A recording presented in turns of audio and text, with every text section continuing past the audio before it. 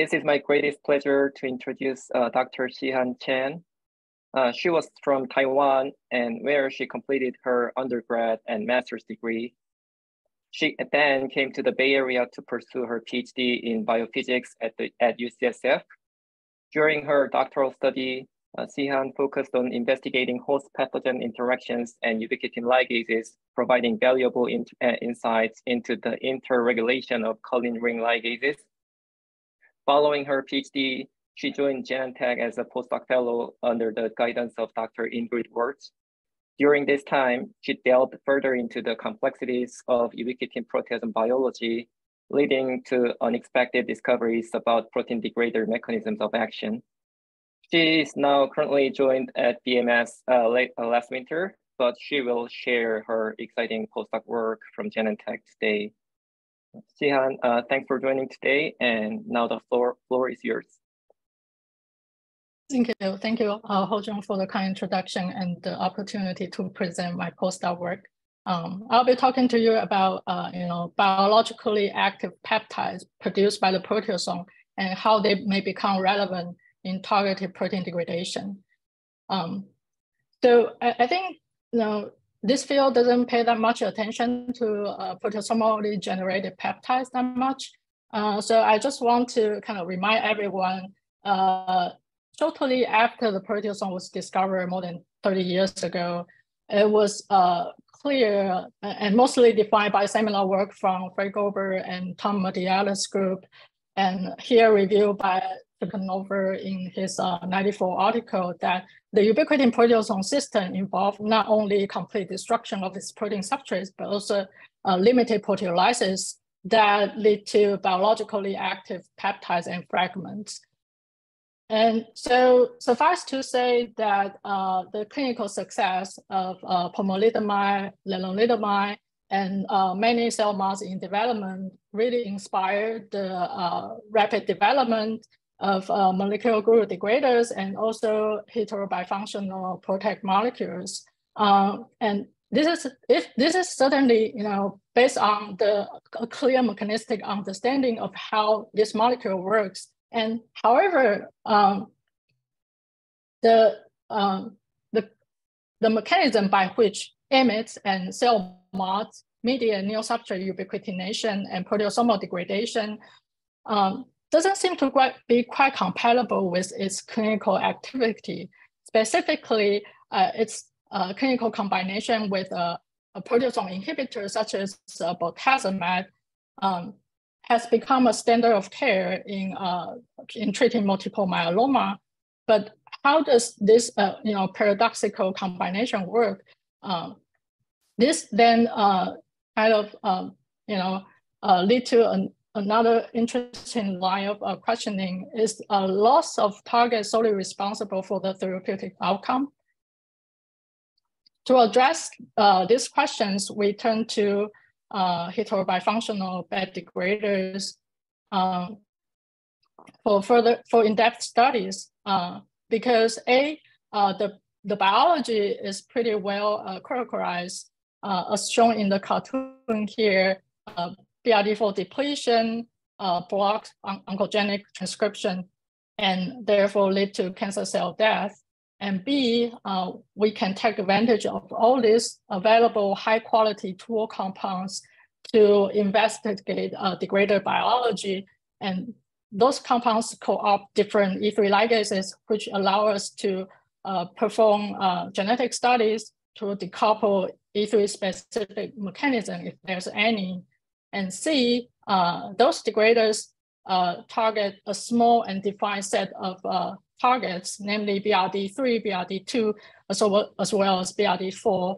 So that also enables us to perform genetic experiments relatively easy. So the first thing we intend to ask is, does genetic knockdown,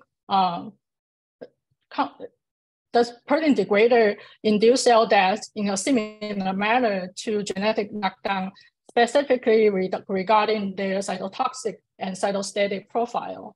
And if they do, the combination of the two will lead to additive and perhaps synergistic cell death effects.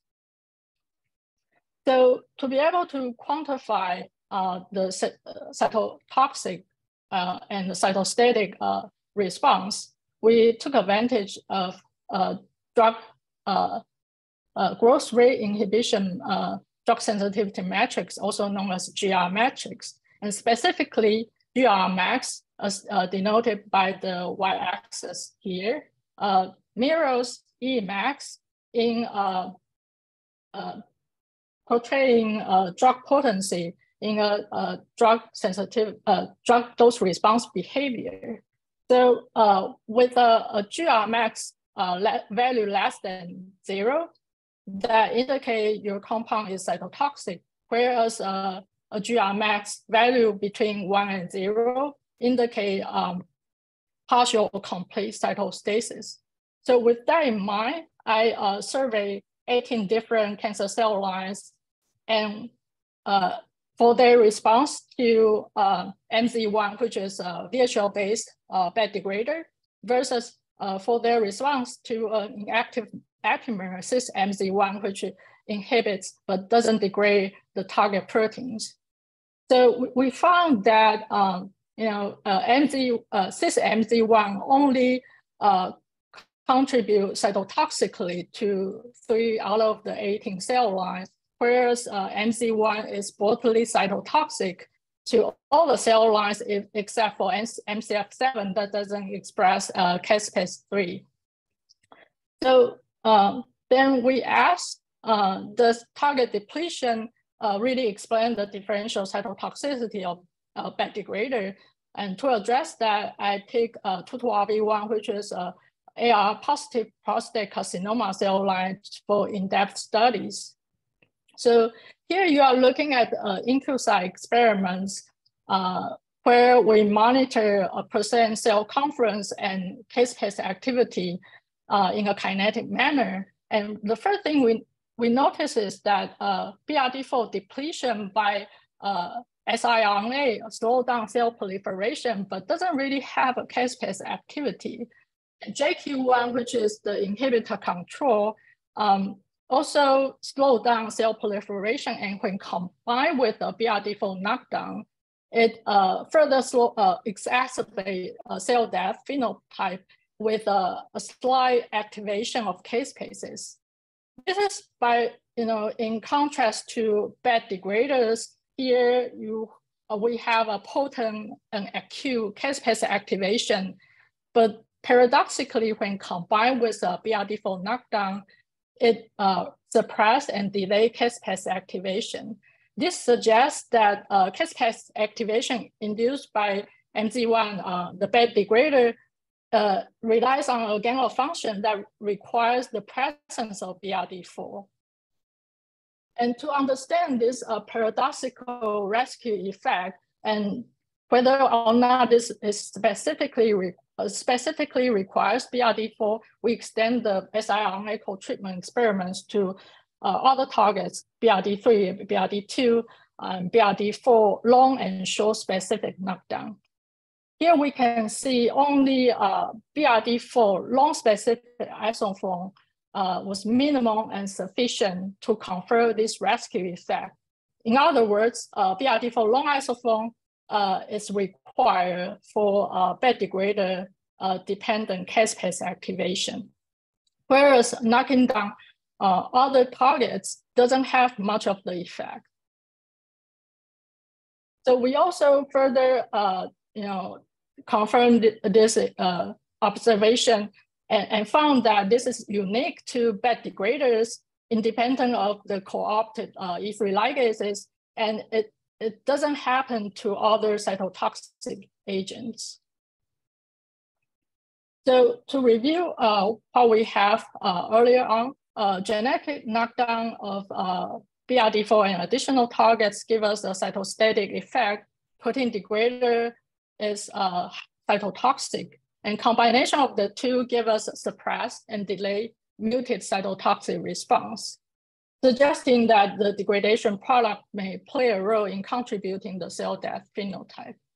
And so to understand mechanistically how this might be possible, we look into the 30+ years of cell death literature and found that there are already precedents in the literature, which is the Caspase activation and also amplification of the positive feedback loop requires the exposure of neo-amino termini, and that really sets off the arms race between IAP antagonists and Caspases. So IAP proteins and Caspases. So specifically, so IAP protein stands for inhibitor of apoptosis, and endogenous IAP antagonists include but not limited to Caspase 9, 3, SMAC.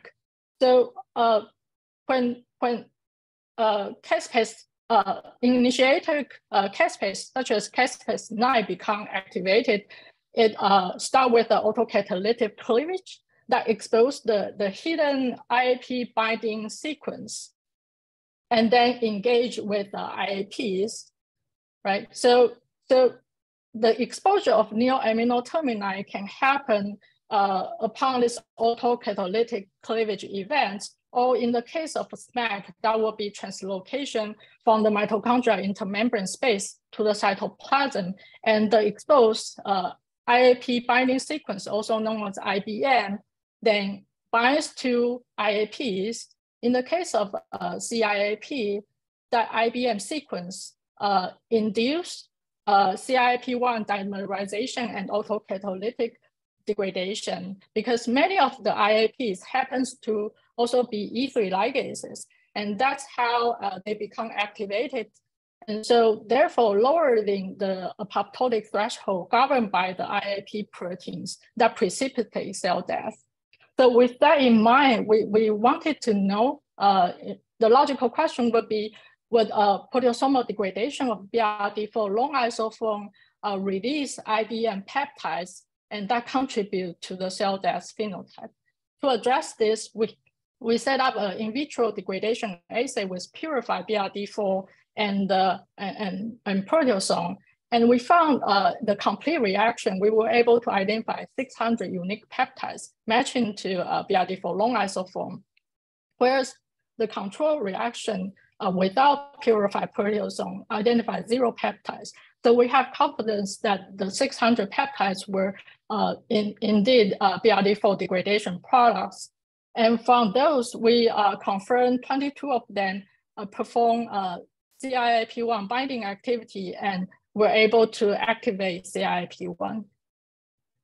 And further, we want to know if we want to understand if the endogenous release of the IBM sequences were able to activate Caspases. And to address this, I designed a chimera construct containing ubiquity molecules followed by a query sequence. So, and when this construct is being expressed, endogenous the ubiquitinases then cleave off the ubiquitin, exposing the query sequence. And using that strategy, we were able to confirm that exposure of our positive control SMAC IBM sequence was able to induce CIAP1 degradation and potent Caspase activation, whereas IBM mutant version of SMAC doesn't do so, and also a non-cleavable version in which ubiquitin lacking the C-terminal glycine also doesn't do so. And so with this system, we were able to validate that BRD4 degradation, BRD4 IBM candidate sequences were able to induce CIAP1 degradation and Caspase activation. So, and all these findings really come to a full circle when I re-examine my BET degrader resistant cells. Showing you here is MC1 resistant cells. And because I was able to induce near complete target degradation using higher dose of MC1, but there was a lack of Caspase activation. And this disconnect was able to explain by this lack of IAP neutralization in the resistant cells.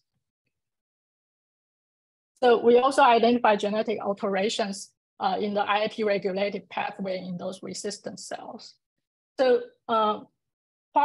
what we have seen so far is that it appears that continued resynthesis of the target protein provide a robust supply of IBM peptides in a target-specific manner. And to further test that, I blocked the protein resynthesis by cyclohexamide, and that was able to effectively block BET degrader-induced caspase activation, and that doesn't have a similar rescue effect for other cytotoxic agents such as staurosporine. And really stressing that the continuous production of IBM peptides provide a stimuli to precipitate cell death through the IAP-neutralizing mechanism. So of course, we want to ask how generalizable is the mechanism, and we screen a list of published degrader in one cell lines. The validation process, was a little bit empirical, just because not all the target proteins were being expressed in this one cell line. But at the end, we were able to identify additional 2 degraders that induce CIAP1 degradation through the same mechanism. So far, it seems like it remains to be seen how widespread this mechanism is in different degraders and in different cellular. But we can also address the generality point by asking this question slightly differently. That is, in some cells, there are proteins constantly get degraded without ostensibly elevated caspase activity. So what happened to those cells? In that regard, we have to revisit multiple myeloma because it has a constitutive protein degradation overload. And so in this malignant plasma B cells, they are constantly overproducing antibodies, and specifically the heavy chain contains this CH domain that keeps heavy chain retained in the ER. And if they are not properly folded and assembled with the light chain to get secreted, they will be extracted from the ER and shuttled to the proteasome for degradation as a protein quality control mechanism. So we asked how complete is the proteasomal protease inhibition with the treatment. And specifically, I'm referring to, proteasome inhibitors are standard cares in treating multiple myeloma. So could, suboptimal proteasome protease inhibition also contribute to the efficacy? So we look at PD studies with bortezomib, and even though bortezomib can be quickly absorbed by the body and reach to high maximum plasma concentration very quickly, within 30 minutes, it rapidly declined to a baseline level. So Cmax is over 100 nanomolar concentration, whereas when it declined to a baseline, after 24 hours, it's around 2.6 to 26 nanomolar concentration, right? And during the treatment cycle, we were only able to achieve 30 to 50% proteasomal inhibition. So then we asked, is the therapeutic efficacy by bortezomib only Cmax driven, or is it possible this prolonged terminal low concentration also contribute to the efficacy?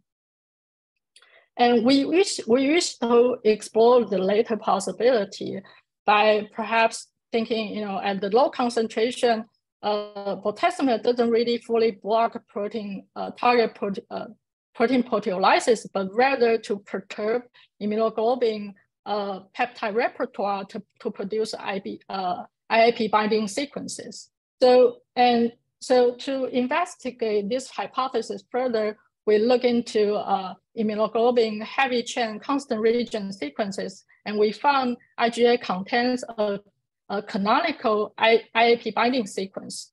So we asked if this low terminal concentration of bortezomib still enable IgA proteolysis, and does it perturb the peptide constituent? And so to address that, I set up a similar in vitro degradation reaction, just like I did with BRD4.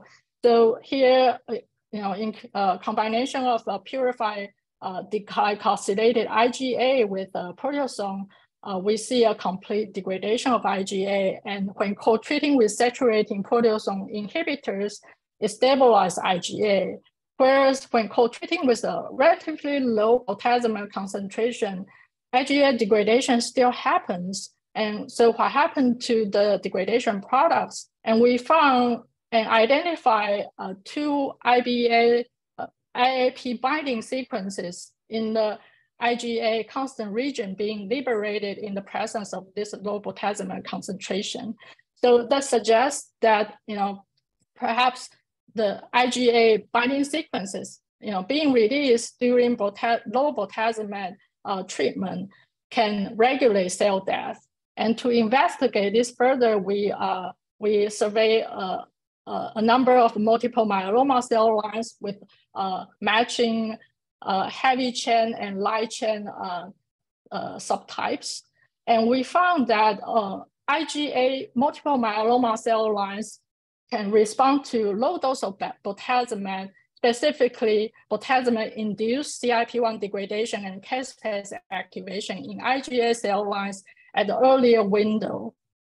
So I also performed additional genetic perturbation experiments showing that I was able, by co-treating bortezomib, low-dose bortezomib with the P97 knockdown, and I was able to decouple this gain of function versus loss of function mechanism. And so you can find out more in our manuscript available on bioRxiv. I also showed that engineered IgA overexpression in non-IgA cell line can sensitize bortezomib-dependent CIP1 degradation and caspase activation. So all these preclinical findings suggest that IgA patients may benefit more from bortezomib therapy compared to non-IgA patients.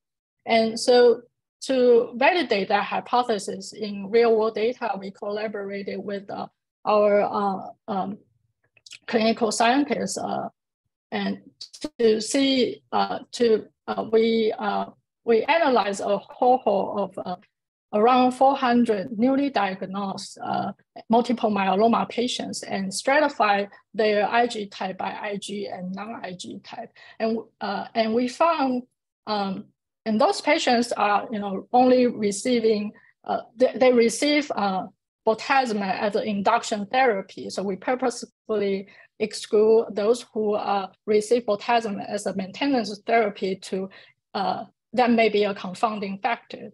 And we found that IgA patients indeed respond to bortezomib therapies significantly better. And in that regard, IgA patients, they can survive a longer time with the bortezomib therapy, and until later time, they require a second line of treatment.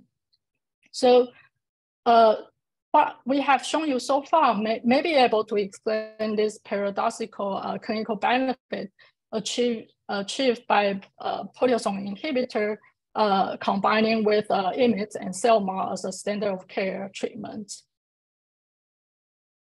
So just a quick summary and key takeaway about that, what we highlighted in the study.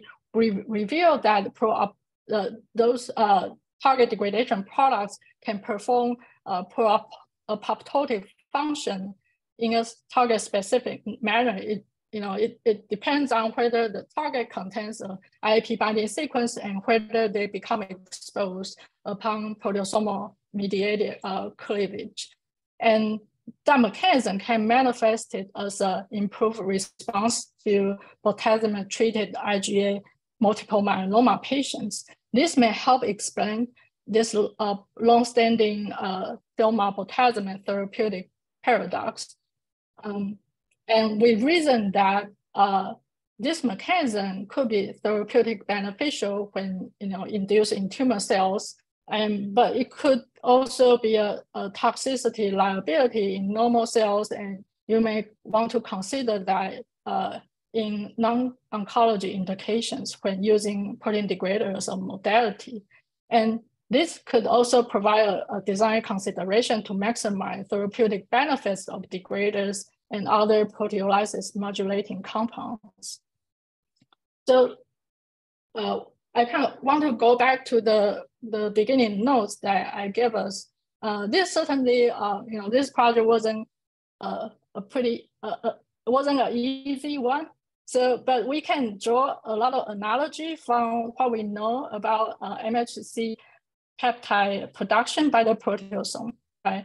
So we know MHC peptide processing and presentation isn't a very efficient process, but once you engage the newly synthesized pool of proteins, that becomes very efficient. So now we are wondering, once when in the targeted protein degradation space, we always want to design better degraders to achieve this low steady state target level, which means we have to constantly leverage this, constantly going after this newly synthesized pool of target proteins. And then that will inevitably produce bioactive proteasomally generated peptides that like what we discussed here. So that's kind of the final thought I want to leave you. And with that, I would like to thank my postdoc mentor Ingrid Wirtz for her support and guidance throughout the years. And this work won't be possible without many collaborators at Genentech and all the other institutions. And I was very fortunate to be able to collaborate with many of them. And they happen to be the world expert cell death, world-class cell death expert, and they were able to provide me guidance and support. Thank you. I'll be happy to take any questions if we still have time.